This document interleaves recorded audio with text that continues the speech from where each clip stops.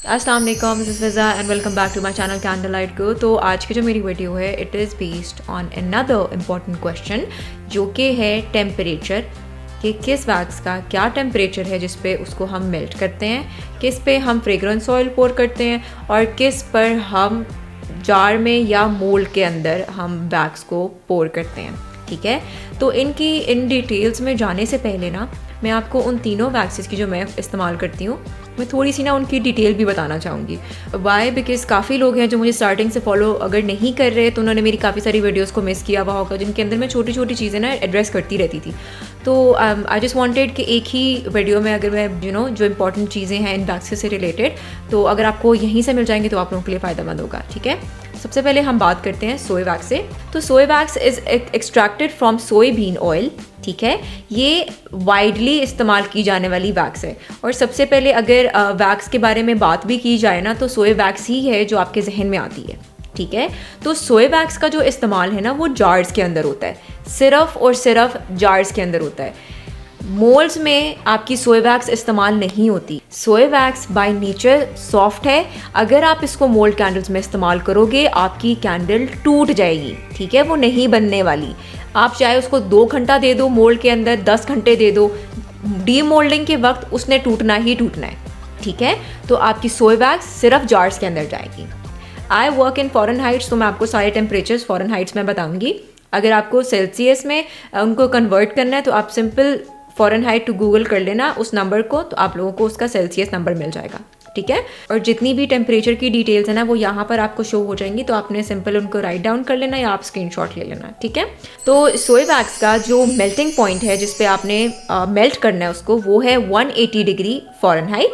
ठीक है, और 180 डिग्री फ़ारेनहाइट पर ही आपने अपना जो फ्रेग्रेंस ऑयल है उसको पोर करना है। बिकॉज 180 अकॉर्डिंग टू मी या मेरी टेस्टिंग के मुताबिक अभी तक मैंने जितनी भी बनाई हैं 180 के ऊपर आपकी वैक्स अच्छे खासी गर्म होती है, और उसी टेम्परेचर पर जब आप अपनी फ्रेग्रेंस ऑयल भी डालते हो ना तो वो अच्छे से उस वैक्स के अंदर ब्लेंड हो जाती है। ठीक है, कहीं ना कहीं उसके कोई पार्टिकल्स नहीं रह जाएंगे, बिकॉज आपकी वैक्स को एक सर्टन टेम्परेचर के ऊपर गर्म होना पड़ेगा, तब ही जाके वो जो आपकी फ्रेग्रेंस ऑयल है वो अच्छे से उसके साथ इनकॉर्पोरेट होएगी। ठीक है, और 180 पर डालने के बाद आपको उसको 2 मिनट के लिए अच्छे से उसको मिक्स करना है, slowly slowly, not too fast. बहुत जल्दी जल्दी करोगे तो उसमें बबल्स आ जाएंगे। ठीक है, तो बबल्स को अवॉइड करने के लिए आपको इस स्पीड से उसको 2 मिनट के लिए मिक्स करना है।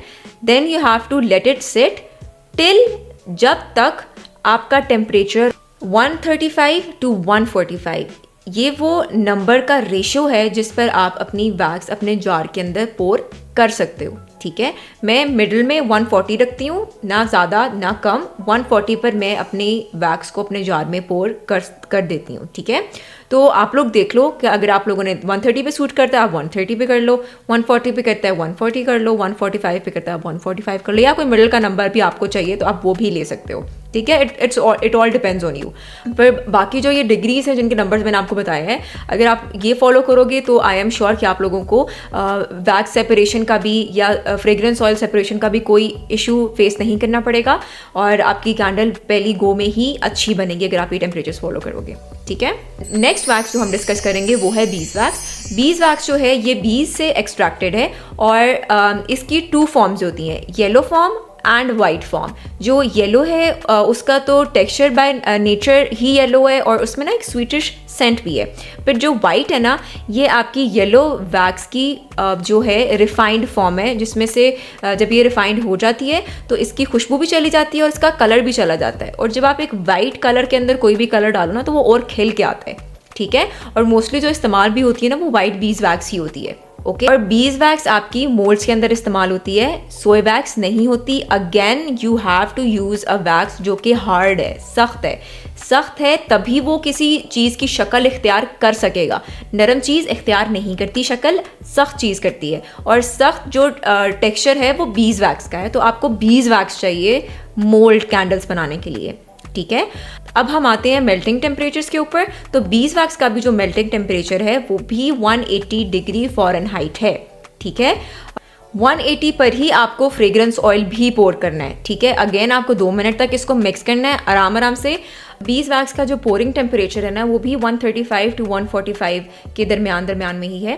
मैं 140 ही रखा हुआ है, मिडल में ना ज़्यादा ना कम, बेस्ड ऑन द टेम्परेचर आपके इन्वायरमेंट का। तो उस हिसाब से मैं कभी थोड़ा ऊपर चली जाती हूँ टेम्परेचर में, अगर नीचे आना हो तो मैं नीचे आ जाती हूँ।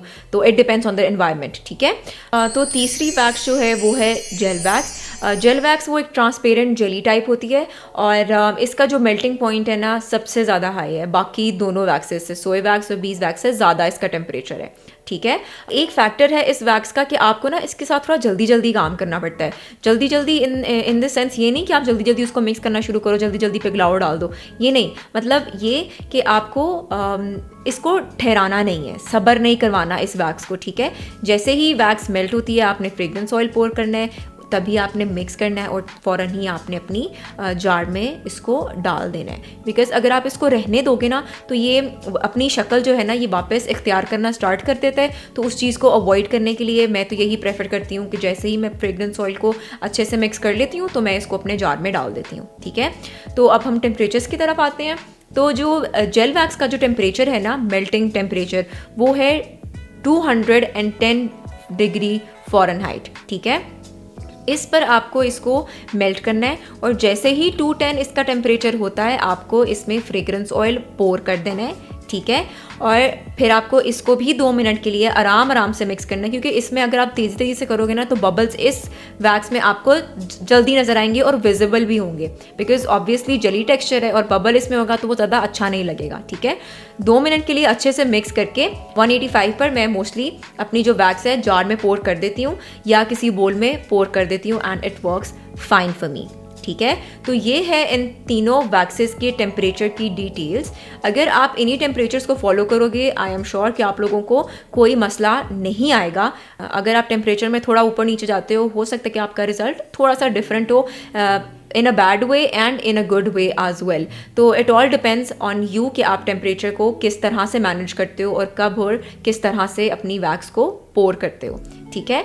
तो this is it for today. I hope कि आपको मेरे इस वीडियो से टेम्परेचर का जो कन्फ्यूजन था वो क्लियर हो चुका होगा और आप लोगों को काफ़ी कुछ सीखने को मिला होगा। Let me know in the comments if you like this video और नॉट, और keep on supporting and do not forget to subscribe, like, comment and share and press the bell icon, ताकि जब भी मेरी वीडियो आए तो आप सब तक पहुंच सके।